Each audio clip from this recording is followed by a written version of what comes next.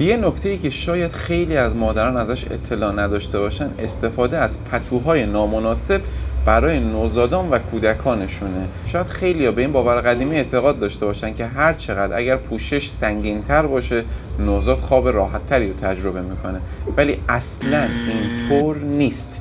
پوشش سنگین میتونه باعث خفگی نوزاد و کودک شما بشه. از پوشش‌های استفاده کنین که حتی اگر روی دهان نوزادم قرار گرفت، نوزاد بتونه از طریق همون پوشش بتونه تنفس کنه، یعنی هوا از طریق اون بتونه جریان پیدا کنه.